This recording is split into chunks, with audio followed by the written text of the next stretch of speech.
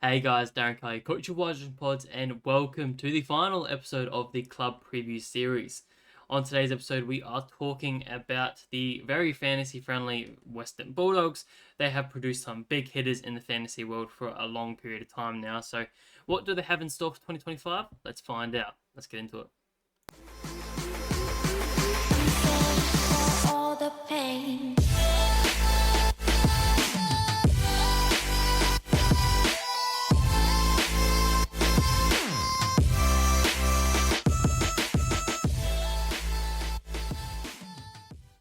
So the Western Bulldogs finished 6th in 2024 in what was a very up and down season for them. They pretty much hovered around the 8 to 10 sort of range for the entire season before sneaking into 6th position in the final 4 rounds of the season, just with a few more wins on the board and a few things rolling their way.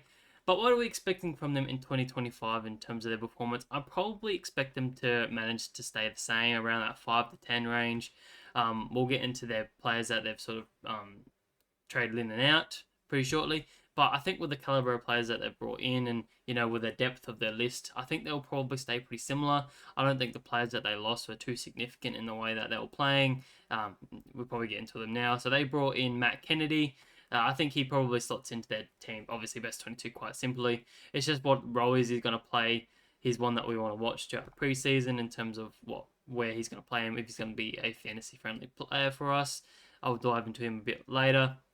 But the outs of the big ones for me is obviously Bailey Smith, we know about, Caleb Daniel and Jack McRae. Obviously, these are big names that everyone's talking about so far this preseason, so there's no surprise in them. But I don't know if they've made too much of an influence in terms of the way that the Bulldogs are playing. So I still expect players to be able to fill their role quite simply. Obviously, Caleb Daniel and McRae were predominantly played out of position. McRae was playing a half forward flank, and Caleb Daniel was mostly the sub throughout the season, and if not played a variety of different roles where he was on the wing or half forward or back, so he was just thrown around everywhere. So he'll be more of an interesting one to see who replaces him, but I think we probably have a bit more of an idea on who can replace Jack McRae. And obviously Bailey Smith didn't play a single game last season, so that's not going to make a huge difference for them. But they also had Max Heath, who did retire, so he could make a bit of a difference, but I don't think he played too many games last season, so that's not a huge one for us in terms of fantasy anyway. In terms of the draft, they only had pick 20 and they picked up Cooper Haynes. He's one that I'm probably not looking into too much, just because we know how deep the depth on their list is at the Western Bulldogs, so I don't expect him to get too much game time. We've got Riley Sanders, who was a high draft pick only last year, and he barely got any games. He was sub a lot of the time. He wasn't really given any freedom to play the game, so I'm not expecting Cooper to come in 2025, that's for sure. So not really looking at him too much. But let's get into the players that we want to keep an eye on for this preseason, with still a month and a half to go until round 1. Then the man you got to start with is Marcus Bontempelli. So I have skipped over Treloar, and that is for a good reason. I think he is too far too expensive, and I just don't trust him with the injury history. I don't think he has much upside, so I've just skipped over him. I don't think he's one I would ever consider starting in my side. But Marcus Bontempelli is definitely one that I would consider if I was any fantasy coach, because he obviously was the most expensive player in 2023. Massive 117 average. Just went absolutely berserk and should have won a Brownlow, but didn't in the end. He is down to 107 at the moment, so he's priced at 1.1 mil. So he's going to cost you a fair bit, but for what this guy can produce, he is definitely one that we want to keep an eye on if he gets the right role and if he can get back to his best. So the thing that when I'm looking into his and analyzing his data is that he did drop that 12 points of average, but why is that? And you can pretty much see here is that it was his tackles. He dropped by over 2 tackles a game, and his disposals dropped by a couple as well. So it wasn't anything significant, but these little minor changes through those stats really just hammers your average quite quickly. So yeah, dropped over that 2 points. And he just really started to spend more time forward, which is this frustrating thing. I can show you his CBAs. He spent a couple games where he was, less than 60% in their CBAs, which is still a significant amount, but it's a worrying sign when you look back at his 2023 and it was such a consistent, just all the time in the CBAs. It only dropped below 70% once in that entire season, which was round one, and that was 69%. So he was just a much more consistent mid at that time, and I think they're starting to shift their mindset and trying to use him a lot more forward. And that sort of backs up why they've sort of brought in the players that they have. Matt Kennedy, he plays predominantly midfield. So does he start to go on the inside more, and Bontempelli start to spend more time forward and be utilised as that tall weapon that he can be, and play that more Petrarca role where he's more 50% split. So it'll be an interesting one for me, and it's a bit of a worrying sign for what his average could be. I still think he can be a very predominant fantasy player for us, but probably not at the peak of his powers with the limited role that he has. But initially, I thought that the drop in the tackle numbers was maybe due to Treloar. He had a phenomenal year. I thought maybe that's why he gained his average. But really, when I looked at Treloar's numbers, he didn't have any bump in tackles either. So I think it's more down to that the whole team was actually down on tackles. So they were third highest in 2023 for tackles overall, and in 2024 they dropped to ninth. So that was 133 tackles less than the year prior. So that really showed you that there was a bit of a game style shift in terms of the way that they wanted to play. Probably a bit more of that free-flowing game style, handballing a lot more, being able to get out in the open, probably not as congested and so many stoppages around the ball. So that really didn't that really had a big effect on Bontempelli with the way that he likes to tackle. And 77.5 average tackles is phenomenally high. You could probably argue that that's not sustainable, and that's probably contradicting what I've said about the likes of Cherry, who obviously averaged even more than that, I believe. So that is a bit of a worrying sign, but I think just the way that they dropped their game style in terms of obviously going third to ninth, I think that's enough to say that, okay, now that they're middle of the pack, is there going to be a way that this now jumps back up and he can become that fantasy player for us in 2025? I think he's a decent chance to be M1 for us. Obviously, no early buy is a positive for any big player, especially with a lot of the other guys having that early buy, so you don't want to pay up for them. Obviously presents some value, has the game history to be a lot better, but the concern again is that he plays forward. In match simulations so far, he is playing a lot of forward and mid, so probably just playing a little bit easy, so we've got to find out what happens. And the other thing is that they do have a really tough run to start the season, so I'm not super concerned and not super interested in Bontempelli at this point in time, but I'll need to see a little bit more. But most importantly, if he gets a haircut, then he'll definitely become a big consideration for me. So there's that one. The next one we got to consider is the ruckman in Tim English, if I can spell his name. Good thing English is my first language, so I can spell English, kinda. But he is well down on his 117 average, very similar to Mike Bontempelli. Both averaged very highly in 2023. Again, probably due to tackle numbers and stoppages. They've both dropped quite significantly, so now he is priced down at 105, so 1.07 mil. So he's going to cost you still a fair bit, but he is the fourth most expensive ruckman in the league, so he's not the top of the top, but he's definitely around that price tag, and probably considered a full-on premium for what he can do.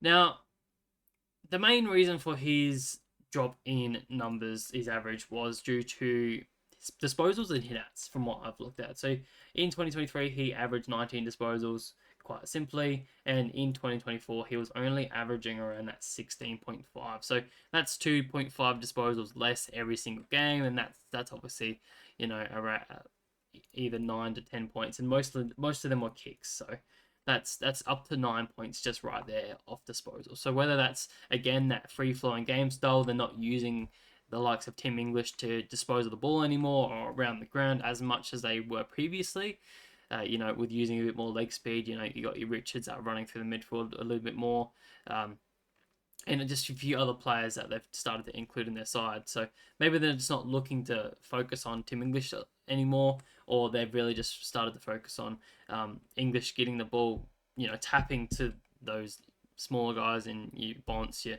Trelaws, your Libbers, and whoever, instead of him just bombing it out of the midfield, as we've seen him do for the last couple of seasons. So that's 9 points. On top of that, there was this new ruck role where he really was already struggling in this sort of area. He was never been a super great tap ruckman. He's got the height, but he is not really that great at getting hit outs a lot of the time. He does lose a fair bit of them.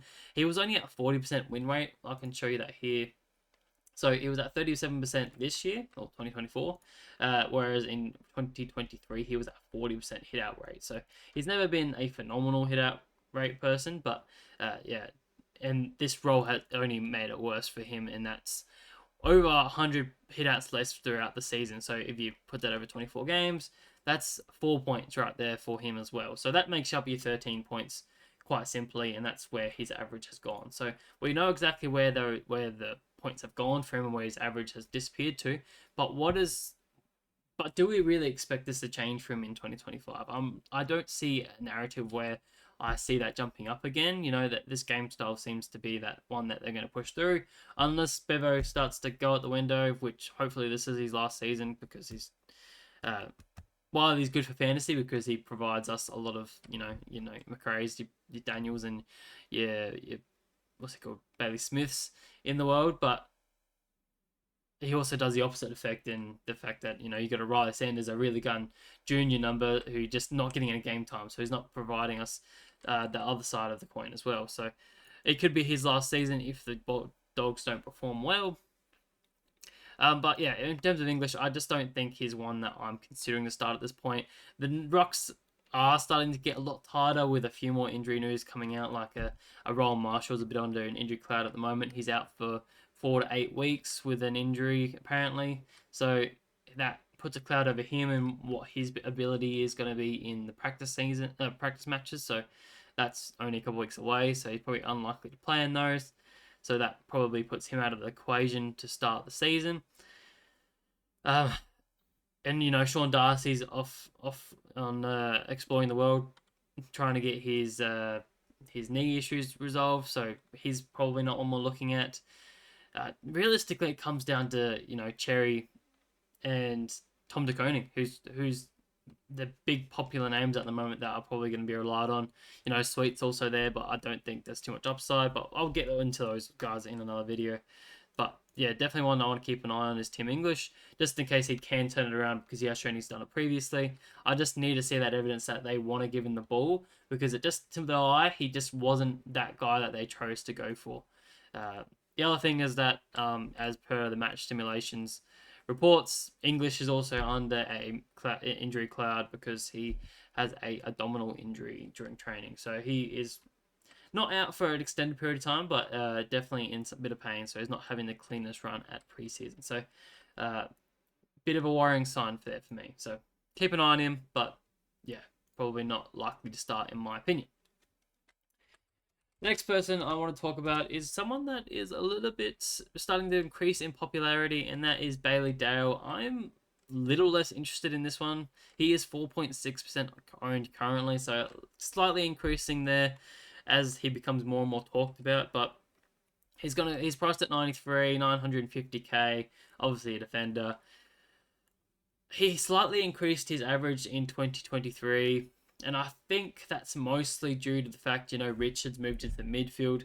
The likes of Jason Johansson was injured for the majority of the season, so they really only had the likes of Bramble back there taking a lot of the points alongside him. He really just became that main cog in the back line, removing these other guys, that he was able to thrive and get these big fantasy scores that you can see. He got a massive 160, 134, 127. He just had these big games where he just went absolutely ballistic, but he also had some pretty bad stinkers. A 45 against the Crows, which I can only imagine the likes of Keys probably gave him a bit of attention, and obviously these round 4 and round 5 is the narrative that a lot of people are spinning, that he is a better value, because this is the 47 score was when he played forward.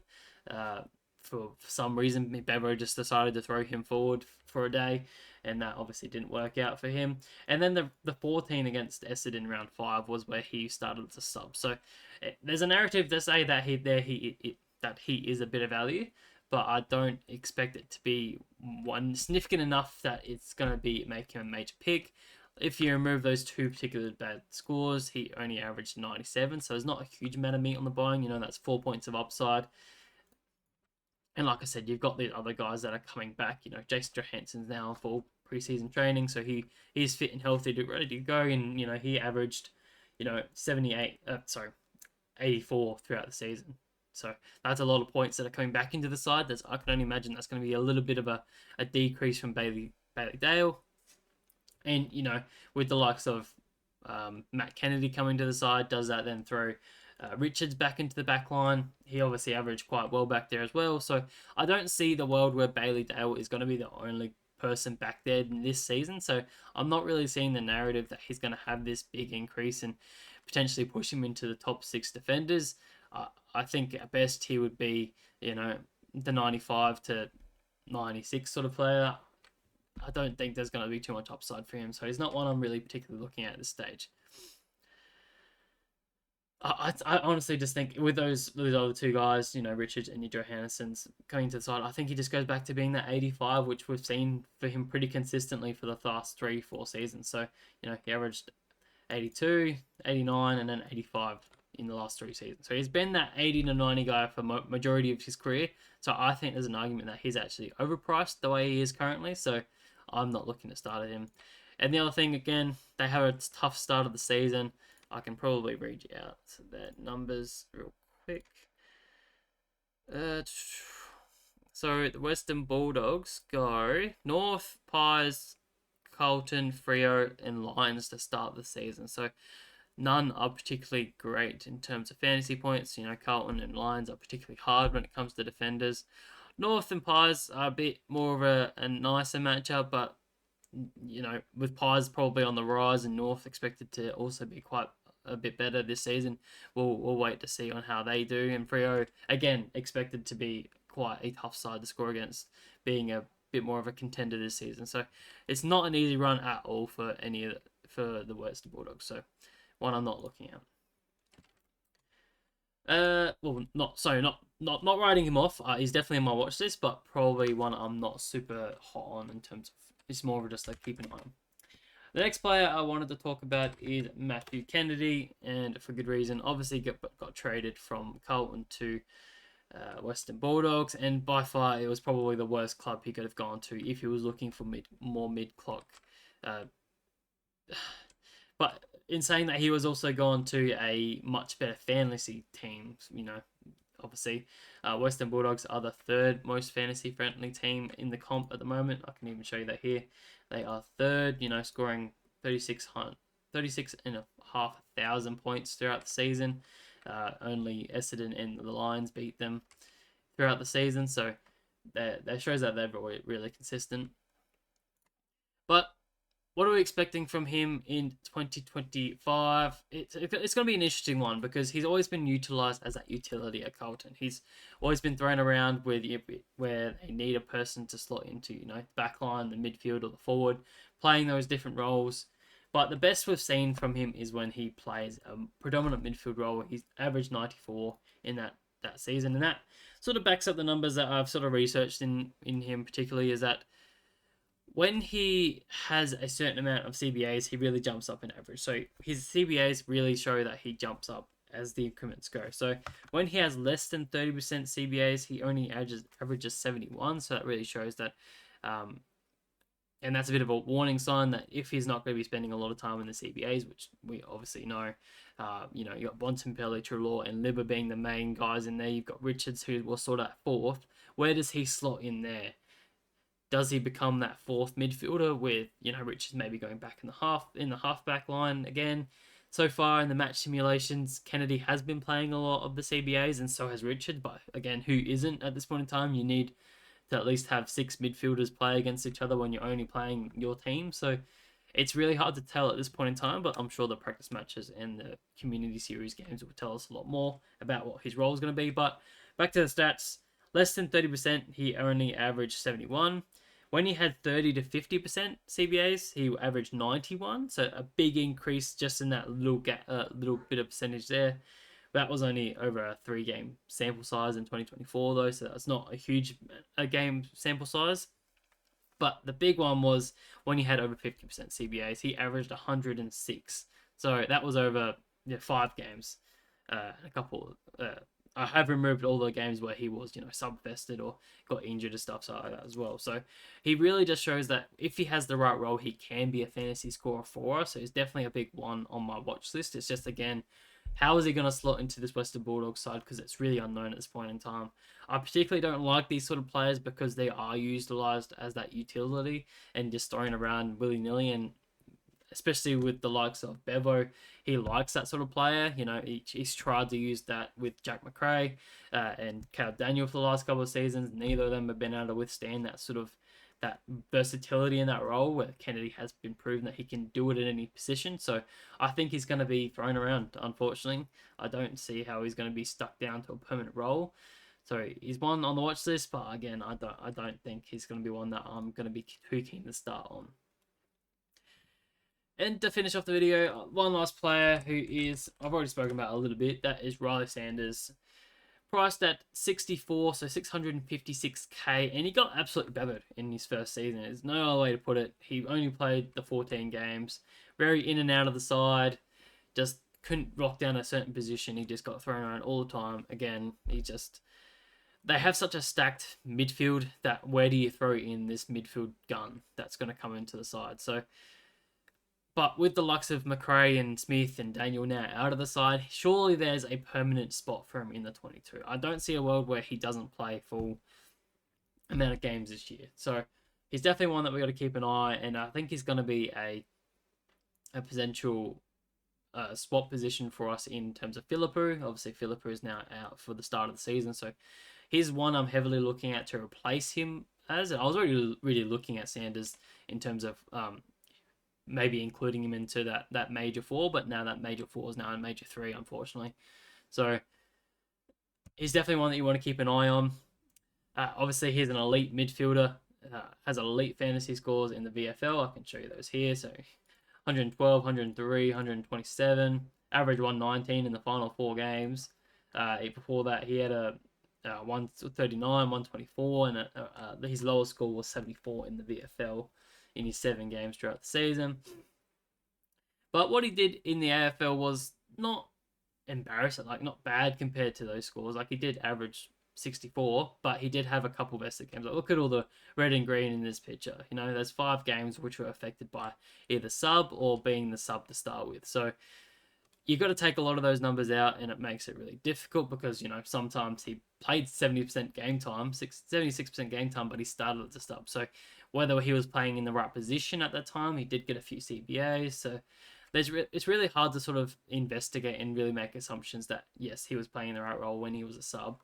So, but when you remove his scores where he was, the sub and didn't have over 50% game time, he averaged 70. So that already shows that there's 6 points of upside right there. And I think the sky is really the limit for this kid, that if he's given the right role and given a permanent position, he can, settle in that sort of zone. Personally, I see him probably playing a little bit more of a half forward role. I think he takes that Jack McRae where, he starts on the half forward and he sort of moves around with the stoppages, which could be really good for the likes of Sanders.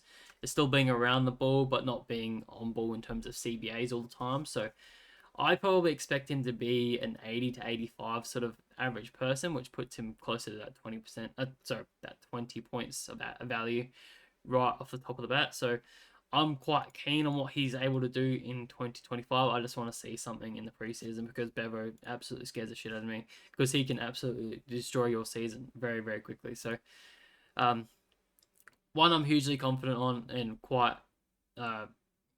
bullish that he's going to be much better than what he is. It's just, again, what's that ceiling and what's that limit of what he's able to do come 2025. If I just show you some of his scores here, you can see he's got a couple bad ones in there, but his top score was 80, 85, a couple 80s in there, but he was just generally pretty consistent when he had a permanent position. So definitely one to keep an eye on there.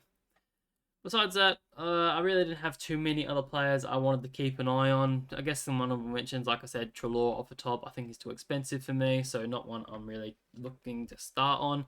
Obviously, I'll keep an eye on him if he's going to be top 8 midfielders. I'll look to get him in at some stage, but I'm just not confident on him being one that I want to have throughout the entire year. You know, you're paying up for this big midfielder who probably doesn't have much upside. I really want them to be consistent and probably play out throughout the entire season because I want them to be a keeper, right? So I'm just not confident that he will be one that can get through all 24, 23 games. Ed Richards is another one that I thought could have been one that could have been interesting, but he played predominantly midfield throughout the entire season. He moved into the midfield in round 4, and before that he was averaging pretty good throughout the start of the season. So really didn't have much of a bump up there, and he was just generally pretty consistent with what his scoring was. You know, like inconsistent in scoring. Like he had some big 140s, but he also dropped down to 60s. He really just didn't really depend on what his role he was playing. He was just very volatile in that, so he's probably not one I'm super interested in. I don't think it's too much upside.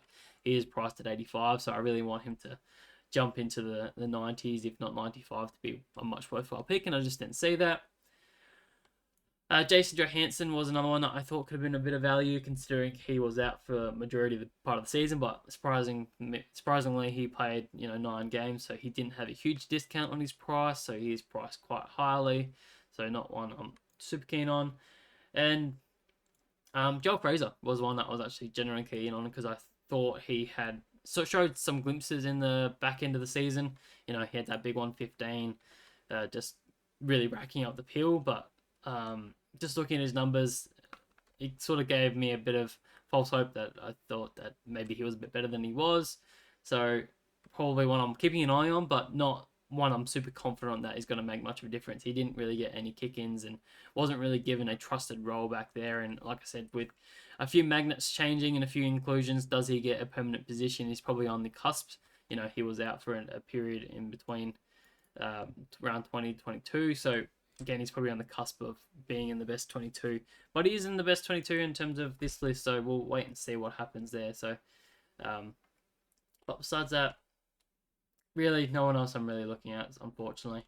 They're a good fantasy team, but their depth is just there, so there's not a huge amount of opportunities for them. So that really wraps us up for the club preview series. It's been a lot of hard work, a lot more hard work than I initially thought, to be honest. Over 200 players are researched in this, and I'm only a one-man band, so it's taken a lot of time and a lot more effort than I originally thought it was going to be, but I absolutely love this shit, unfortunately. Researching is half the fun when it comes to fantasy for me, particularly, so just really deep diving into the league's players. So hopefully you guys have gotten something out of this series. I know a lot of you have been consistent, and hopefully you've consumed all the content. It's been a bit of a slog over the last month and a half getting out these 18 videos, but there's still more to come. So what's going to be happening in the next couple of weeks is I'll be diving into individual player positions. So going through the defenders, midfielders, forwards, and the rucks, doing their own individual videos, going through all the relevant players that you want to keep an eye on to start the preseason, giving more updated information as news comes to hand. We've already had a lot of injury news come in the last week and a half, so we'll give you my updated opinions on how those affect fantasy teams. But that sort of leads us into the practice matches, which will be starting on the 15th. I will also be dropping another updated team reveal just before those start because I really wanted to keep track of, here's my team at the start of the season, like start of the preseason, where I really haven't done any research. It's just my genuine assumptions. Here's my updated team reveal of, okay, I've done all the research on each individual team. Here's my thoughts now on how my team looks with all the injury news and whatnot. And I'll obviously give another team reveal when the season starts as well. So that will be the second team reveal that will come out before the practice games, and after that I'll do a couple videos reviewing the practice matches. So on the limited time that we get to watch those, I'll give my opinions of what they really mean for us, because that's really the first insight on, okay, this is a practice match. We're going to see players playing their actual position, whether it's for an actual for a game time or for portions of it, we can make some assumptions based off that. And then that should lead us into the Amy Community Series, which starts on the 25th of February. So less than a month to go now in terms of, you know, speculation. We'll start to see a lot more coming in the next month and a half. So hopefully you guys are keen. Again, please leave a like and subscribe. And if you have any questions, go down in that comments in the description and go into my QU link, because that's where you get the best answer from me. And yeah, hopefully you guys subscribe and are keen for the new preseason content that'll be coming out very shortly. Until then, I'll catch you all guys in the next one. Peace.